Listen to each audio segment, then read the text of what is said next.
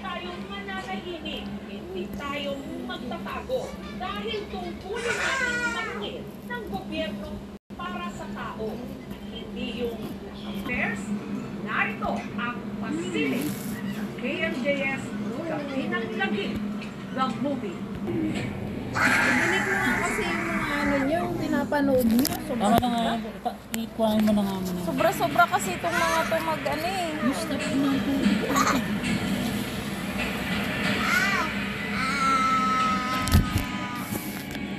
No. Kapag nagpapakita doon si Pochong, may mamamatay.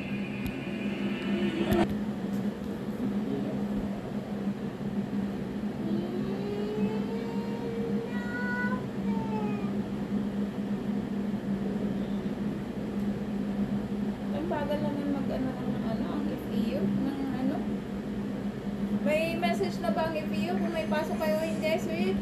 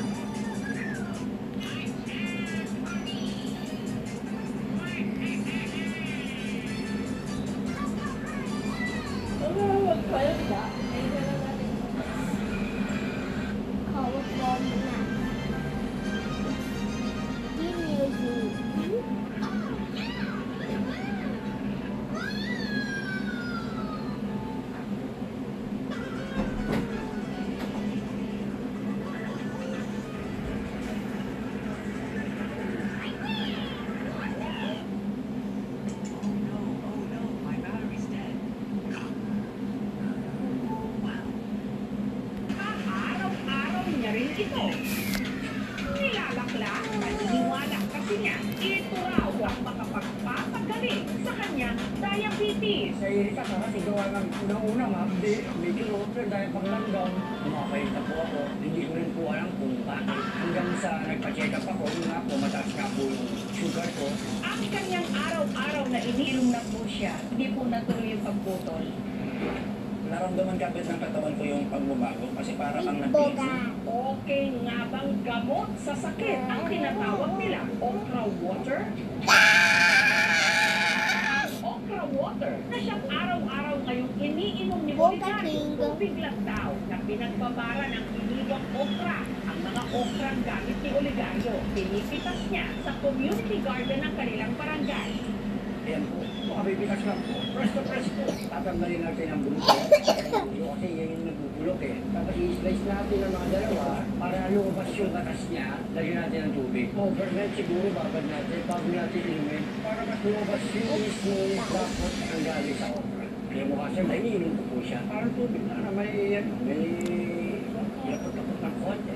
Taong 2022 nang si Oligario, bigla raw nangayaya at nalaman niyang meron pala siya type 2 diabetes. Hindi po talaga namin lahi. Ang sa diabetes, nakuha ko po sa lifestyle. Akainom ng soft drinks, malakas po ako sa kanin. Dahil sa taas daw ng kanyang blood sugar level, umabot sa puntong nahirapan na siyang tumayo. Nagkaroon din siya ng mga sugat-sugat sa paa na matagal naghilo. Lagi po ako nag-insulin para lalo akong pumapayat. Advice po sa akin ng mga kaibigan mo, magbabal daw po kami ng kopra sa tubig. Ginawa po namin. After a week, saka mo mararamdaman na parang may pagbabago. Hindi na ako masyadong hinihingal. Hindi na ako ang tuking. At makalipas lang ang ilang buwang tuloy-tuloy na pag-inom ng okra water, ang blood sugar daw ni Oligario bumaba. Umabot po ng 572. Napababa ako ng 240, 250. Dahil po sa okra, medyo talagang gumanda po ang pakiramdam ko. Sa 7 hektaryang farm naman ito sa Tarlac City, 13 tons ng export quality na okra kanilang naka-harvest kada araw. We ship it daily, every day, papunta Japan, also Korea. Ang Heps Okra Water din daw kasi ang iniinom niya para sa kanyang type 2 diabetes din. Na-diagnose po ako noon, 36 years old pa lang po ako. Hindi po gaanong kinapansin yun, kinabayaan ko po yun. Hanggang sa aksidente raw na natusok ng barbecue stick ang kanyang daliri. Doon na raw sineryoso ni Marieta. gamot sa kanyang diabetes. Kaharap na nga niya araw-araw ang mga okra. Naisip niyang subukan ang pag-inom ng okra water. Pagkagising sa umaga, iinumin ko po yun. Noong una po, talagang hindi po kaya na sigura ako. Pero nasanay rin po ako. Makalipas lang daw ang isang buwang pag-inom nito, bumuti raw ang kanyang lagay.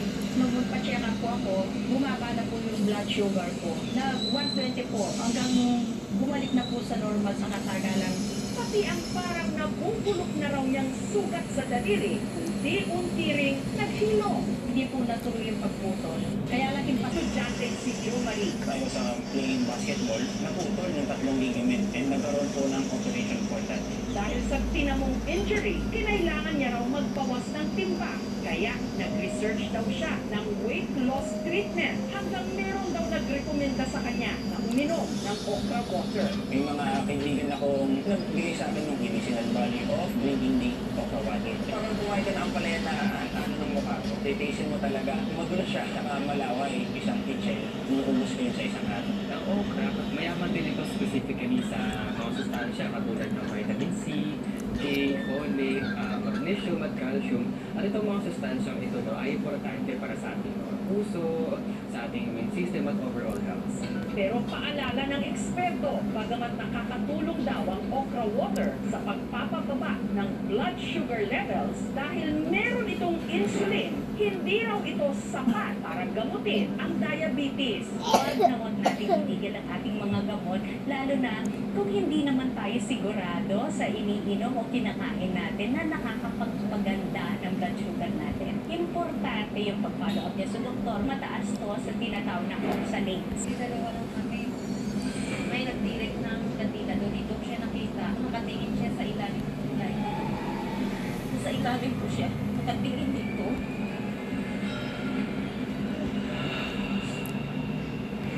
Nang nakita ko yung picture na yun, pinilibutan talaga ako. Parang may kakawin.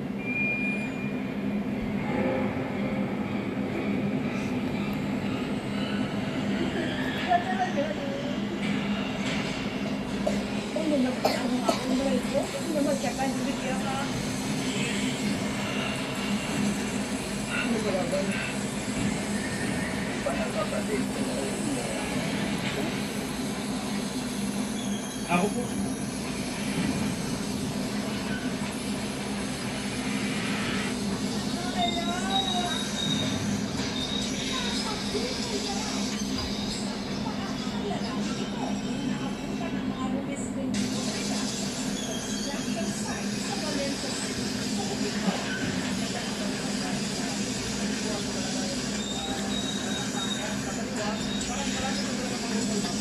Daw ng bako na umararo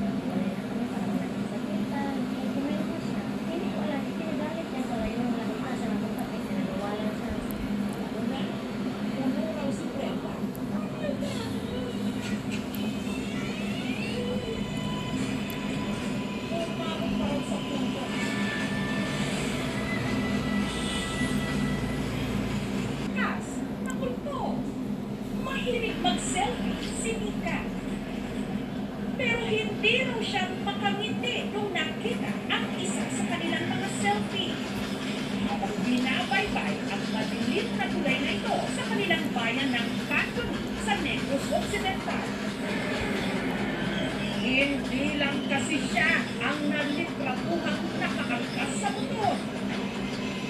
Meron pang tila sumama. Na-shock talaga ako bakit ganon. Tatlo kami, dalawa lang kami. Titigang maigi ang litrato. Sino ang naki-joyride sa magpinsan?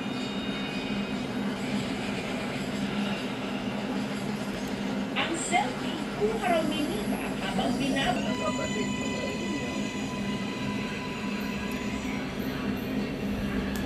Si Jasmine nagkasakit at namatay taong 2023. May pipi siya. Tapos yung ginaabot siya, nagkasakit-sakit, may ayuit yan. Tunay ko, ayaw ko na pagpapapaan. Lumag sa kanya ako, lumag siya ka, hindi siya ka. Yung bata ko siya nila. Gusto niya muro pa mamuluan sa akin. Pulis na ako yung baba.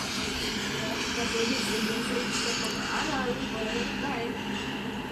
Ngunit ang mga nakatira malapit sa tulay, duda sa hinala ng magpinsan. Ang kaluluwa raw kasi na nagpaparamdam at nagpapakita sa tulay, di umano mahigit 1 dekada na sa kanilang nanggagambala. Isa sa madalas daw nitong pagpakitaan ang nagbabantay sa tindahan malapit sa tulay na si Elisa. 3 beses na raw itong nagpapakita sa kanya.